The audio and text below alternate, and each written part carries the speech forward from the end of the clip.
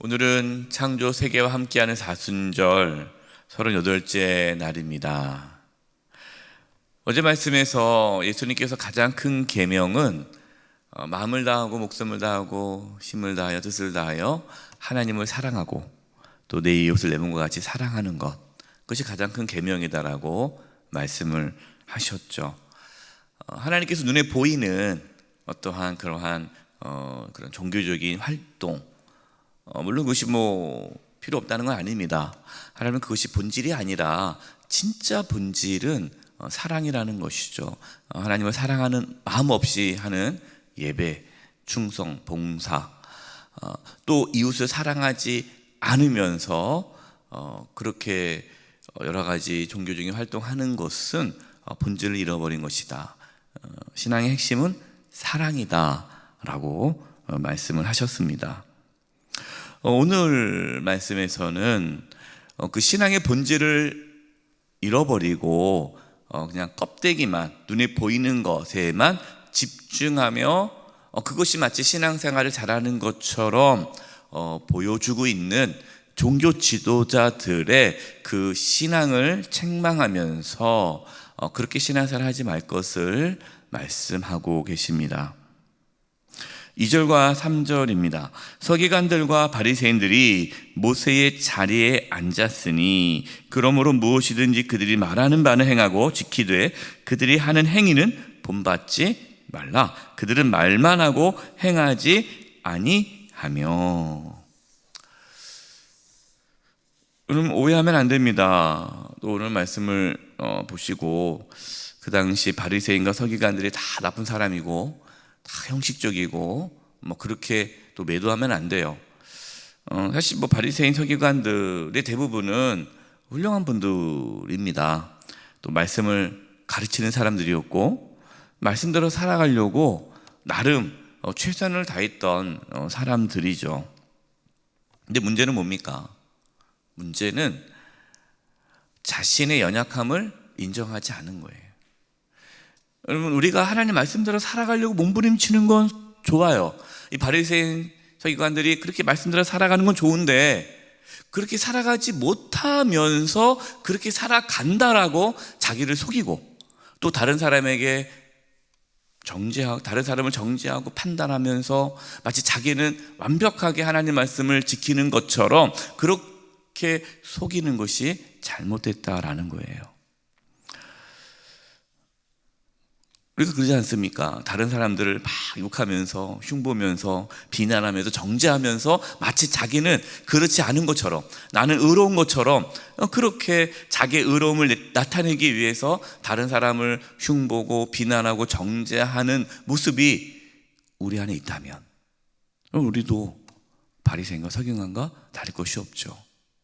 예수님께서 지금 말씀하시는 그 핵심은 바리새인 서기관들, 그들이 하나님 말씀 살아가는 그 애쓰는 모습이 잘못됐다라는 건 아니라는 겁니다.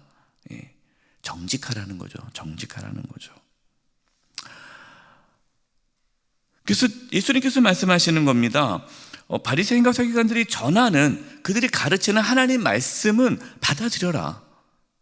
그러나 그들의 행위는 본받지 말라. 그들은 말만 하고 행하지 않는다. 그러면서 그들은 어느 자리에 앉아있다고 말합니까? 모세의 자리에 앉았다라고 말씀하고 있어요. 모세의 자리. 그럼 모세가 어떤 사람이에요? 하나님 말씀을 받은 자로서 정말 하나님의 위대한 선지자 아닙니까? 근데 이 바리새인과 서기관들이 마치 자기들이 모세인 것처럼 하나님께 직통 계시받고 뭔가 하나님께 대단하게 이렇게 해서 모세는 그러지 않았는데, 모세는 겸손하게 사역을 했는데 이 바리새인과 서기관들은 목에 힘을 주고 영적인 거만함에 빠진 거죠. 여러분, 우리가 조심하고 경계해야 할 것은 영적인 속임수와 영적인 교만입니다. 영적인 속임수가 뭡니까? 우리 안에 연약함이 있고 우리가 하나님께 악을 행하고 우리가 실수하고 범죄하고 하나님 말씀대로 살아가지 못하는 그런 부족한 모습이 있는데도 불구하고 마치 그러지 않은 것처럼, 나는 신앙생활 잘하고 있는 것처럼 저 사람이 문제지 나는 문제가 아니야 라고 생각하는, 그것이 영적 속임수에 빠진 거예요. 근데 실제로 내 자신도 속아 넘어간다는 거예요. 내 스스로 나를 속이는 거죠. 또한 자기가 그렇다는 것을 보여주고 싶지 않은 거예요. 다른 사람 앞에 자기 연약함을 보이고 싶지 않은 거예요. 그래서 속이는 거죠. 다른 사람들에게 내가 마치 신앙생활 잘하는 것처럼. 요즘에 기도 생활도 못하고 예배를 들어도 막 답답하고 은혜가 안 되는데 어떻게 요즘에 어떻게 신앙생활 잘하고 계세요? 할렐루야, 뭐 하나님 나와 늘 함께 하는 것 같아요. 마치 내가 신앙생활을 잘하는 것처럼, 아무런 문제가 없는 것처럼, 기도 제목을 물어봐도 정말 인생이 어려운 가운데 있는데도 아무 문제 없는 것처럼 하나님께서 다 도와주고 있어요. 이렇게 스스로 자기를 보호하면서 괜찮은 사람인 것처럼 하는 것, 여러분 이것이 영적인 속임수예요. 우리가 경계해야 할 것입니다.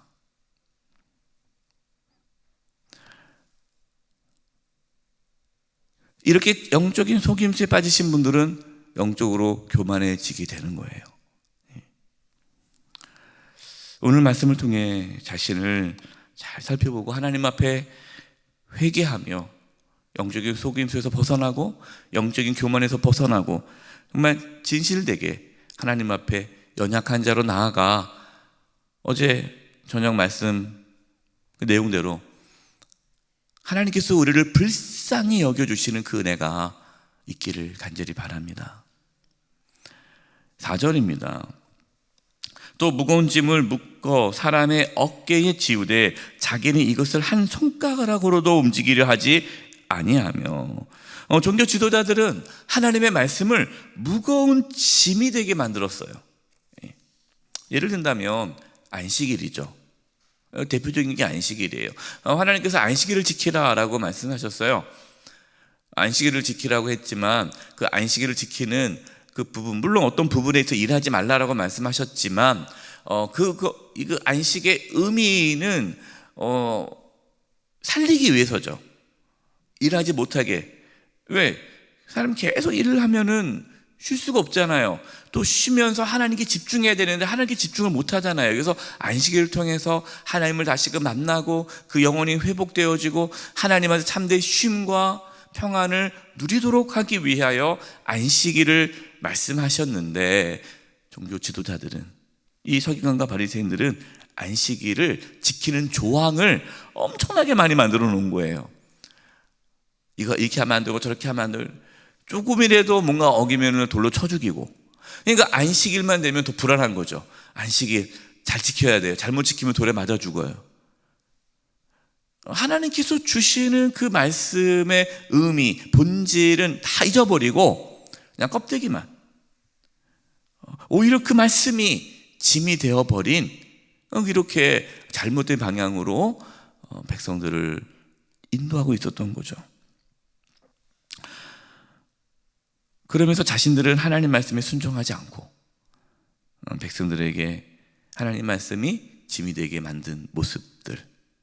그럼 우리 모습 속에 이러한 바리새인과 서기관들의 모습은 없는지 돌아봤으면 좋겠습니다. 자신의 말씀대로 살지 않으면서 다른 사람은 말씀대로 살지 않는다고 정죄하고 판단하고 말씀대로 살라고 하고 있지는 않은가. 저도 설교자로서, 목회자로서 바리새인과 서기관의 모습은 있지 않은가에 돌아보게 되었습니다.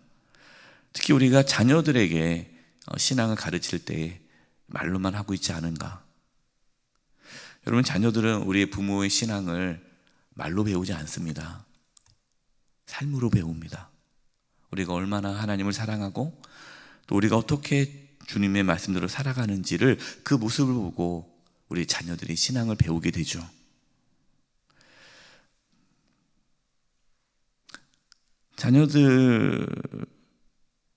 자녀들에게 어떤 신앙의 그런 본, 정말 말씀대로 살아가려는 그런 몸부림을 보이지 않으면서 자녀들에게 오히려 신앙생활 잘하라고 윽박지르거나 막 그렇게 몰아붙인다면 오히려 자녀들은 신앙의 길을 떠나기가 쉽습니다. 여러분, 이 말씀을 오해하지 마세요. 자녀들의 믿음의 길을 떠난 것이 다 부모의 잘못이다라고 말씀드리는 건 아닙니다. 왜냐하면 정말 신앙생활을 잘하고 믿음의 길을 잘 걷고 신앙의 본을 보이는 부모의 자녀 중에는 또 신앙의 길을 걷지 않은 분들도 있거든요. 그렇기 때문에 모든 것이 다 부모의 잘못이다라고 말씀드리는 것은 아닙니다. 그러나 적지 않은 자녀들이 부모의 이중적인 신앙의 모습을 보면서 신앙의 환멸을 느끼고 신앙의 길을 떠나가는 분들도 있다라는 거예요. 그렇기 때문에 우리는 늘 자녀들 앞에, 내가 물론 우리가 자녀뿐만 아니라 누구 앞에서든 우리가 진실되게 하나님의 은혜를 구하며 살아가고 있는가, 정말 신앙의 본을 보이고 있는가, 우리 자신을 돌아봤으면 좋겠습니다. 한국 교회가 지금 사회로부터 신뢰를 받지 못하고 있죠. 그 이유가 뭘까요? 교회가 하나님 말씀대로 살아가는 모습을 보여주고 있지 못한다는 거죠. 교인들끼리 서로 싸우는데 참 놀랍더라고요. 어느 교회 보니까 그 동네 분들이 그 교회 싸우는 거 다 알아요. 교회는 안 다니는데 저 교회, 저 싸우는 교회 알더라고요. 교회 안 다녀요. 그래서 소문은 금방 듣나 봐요. 아니, 교인들끼리 서로 싸우는데 교회 안 다니는, 예수 안 믿는 분들이 보았을 때는 얼마나 우습겠어요. 그러면서 서로 사랑하십시오, 하나님은 사랑입니다, 이렇게 전도하는데 전도가 안 되죠. 또 교회가 사회를 섬기고 이웃을 섬기지 않고 그냥 오로지 자기 교회 세만 늘리려고 이런 모습을 보니까 사회에서는, 세상 사람들은 손가락질을 하는 거죠. 예수님께서 종교 지도자들을 책망하는 것은 그들이 정직하지 못했기 때문이에요. 우리가 오해하면 안 됩니다. 예수님께서 바리새인과 서기관들이 하나님 말씀대로 살지 않아서 책망한 것이 아니에요. 정직하지 않아서 책망한 겁니다. 예수님께서 그 당시에 죄인들, 병든 자들, 소외된 자들 친구가 되어주셨잖아요. 그들이 하나님 말씀에 순종해서 친구가 되었습니까? 아니에요. 그들은 정직했기 때문에 친구가 되어주신 거예요. 하나님 우리의 연약함을 아십니다. 우리가 죄인임을 깨닫고 늘 하나님의 긍휼을 구하며 살아갈 때에 하나님께서 그 사람을 긍휼히 여겨주시고 함께 해주시고 회복시켜 주십니다. 또한 예수님께서는 이 종교 지도자를 책망하신 이유는 그들이 하나님이 아니라 사람에게 집중하고 있기 때문에 그렇다라고 말씀하고 있어요. 5절과 7절입니다. 그들의 모든 행위를 사람에게 보이고자 하나니, 그러니까 그들이 사람에게 보이고자 하나님께 시선을 두는 것이 아니라 사람에게 시선을 두는 거예요. 곧 그 경문띠를 넓게 하며 옷수를 길게 하고 잔치의 윗자리와 회당의 높은 자리와 시장에서 문안받는 것과 사람에게 랍비라 칭함받는 것을 좋아하느니라. 그러니까 종교 지도자들의 관심은 사람들의 평가였습니다. 사람들이 나를 어떻게 볼까? 사람들에게 옳게 보이려고, 인정받으려고. 물론 여러분 이것을 또 오해해서 사람들의 눈치 보지 말고 그냥 마음대로 살아라는 건 아니죠. 여러분, 우리는 물론 사람들의 시선도 의식을 해야 되고 무시하면 안 됩니다. 내 마음대로 살아서는 안 됩니다. 그러나 우리의 시선을 사람에게 돌린다면, 하나님께 집중하지 않고 사람에게 돌린다면 우리는 외식적인, 속이는 그러한 신앙 생활을 할 수밖에 없어요.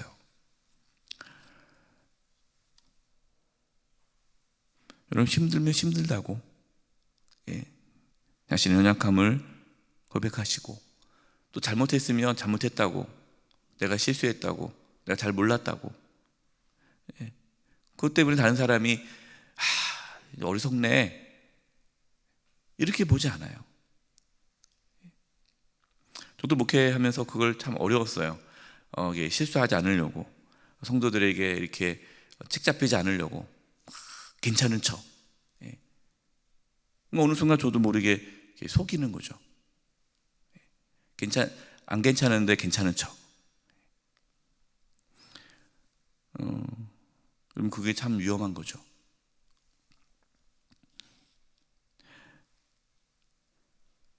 하나님께 집중할 수 있기를 바랍니다. 하나님께서 지금 나를 어떻게 보시는가, 하나님께 집중하고 하나님을 두려워하고 우리의 시선을 하나님께로 맞출 때에, 그러면 우리의 신앙은 비로소 바른 길로 다시 돌아오게 되어 있어요. 예수님은 종교 지도자들이 대접받기를 좋아하는 것에 대해서 책망하셨습니다. 또 여러분, 이 말씀을 위해서 우리가 사람들을 존중하거나 대접하지 말라는 뜻이 아니에요.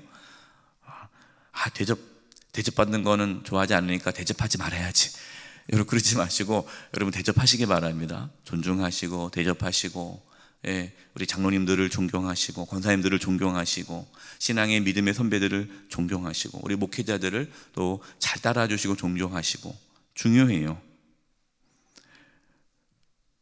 우리는 다른 사람을 존중해야 하지만 자신을 그렇게 선생으로 높임받으려고 하지 말아라 라는 것이죠.